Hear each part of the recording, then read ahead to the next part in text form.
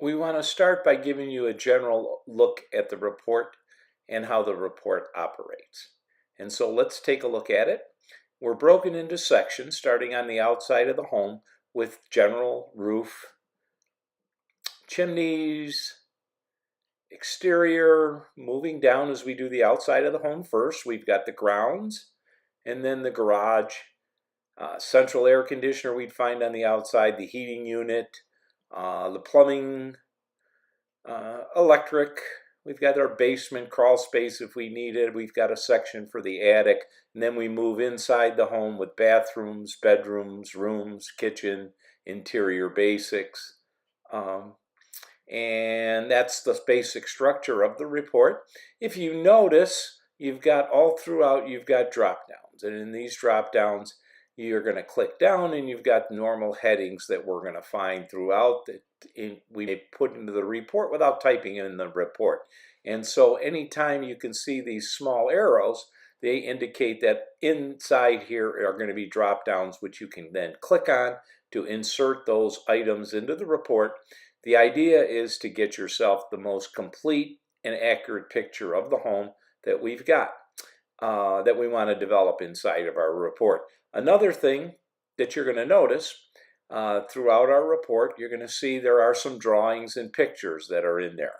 Okay, we'll pick these up right there.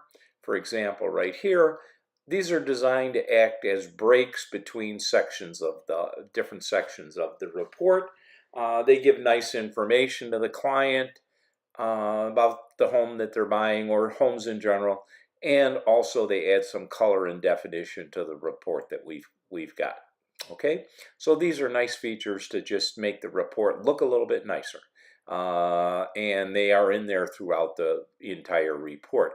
If you notice, we've got statements here like this one in red, and these are embedded in the report to bring to the client's attention. These tend to be protections for yourself, where we list items that are going to be impossible. For example, like the inside of a chimney, we want to let them know it's not something we're going to be capable of seeing and doing. Okay, let's see what else. We've got a comment section, and in this section you're able to type in information that you may want to input, and this acts basically like a word processing document where I can type in here what I want, and if I make a mistake while I'm typing in this, I can go through this then and just like in a program, make my correction and then insert this statement right into the report.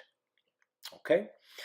Let's see what else we've got is you've got items throughout this report in where, for example, like you've got the heating and the cooling, and you've picked up a number of brands and items, different heating units that you've got. You may have more than one.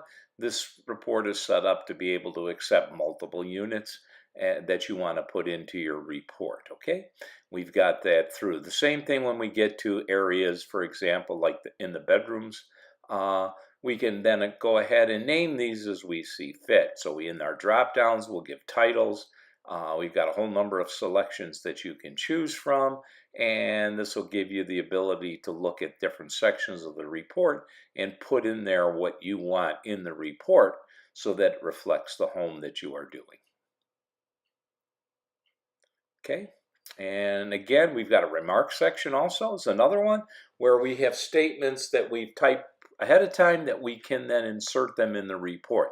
If we don't click them in, they won't show up, but when we do click them in, they're going to show up in red, and basically the red is there for emphasis and to give your client good information and make sure they look at it. That's the basis of the report that we've got. It's a nice, complete report. It's got a lot of options inside this report.